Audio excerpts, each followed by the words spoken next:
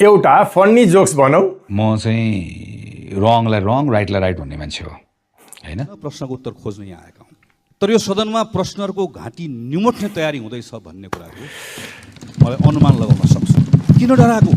किनकि मलाई निगाहको समय चाहिँदैन, मेरो हकको समय चाहिन्छ। यहाँको रूपन्देहीको अदालतमा भएका प्रमाणहरू पेश गरौँ, सहकारीमा आफै लिखित गरेर माग फारम भरेर लिएको पेश गरौँ, 1 अरब रुपियाँ पैसाको अपचलन गरेका प्रमाणहरू पेश गरौँ।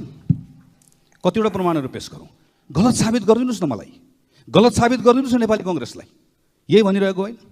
प्रमाण खै के को प्रमाण भन्नु?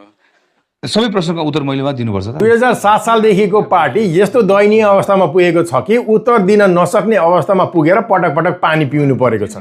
अरूलाई पूर्ण खनेको खाल्टोमा यति नराम्रोसँग जाकिए कि उनीहरू आफै पुरिए।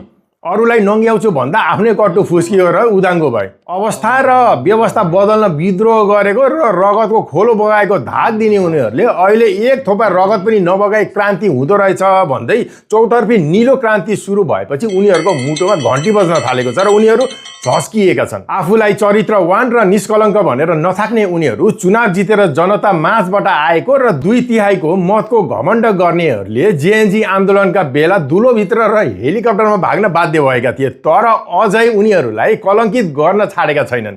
उनीहरूमा राष्ट्रियता र विकासको एजेन्डा नभई नयाँलाई गाली गर्दै समय बिताइरहेका छन्। उनीहरूको राज्य र कानुन पद्धतिले दोषी ठहर गरे पनि जनताको नजरमा निर्दोष साबित भएपछि कसैको केही नलाग्ने रहेछ। एक कैदी जनता माझ हात हल्लाउँदै निस्किँदा देशको हिरो कहलिएको छ भने देशको हितका निम्ति काम गर्छु भन्नेहरू अपराधी भएका छन्। पृथ्वी गोलो छ भन्थे हो रहेछ।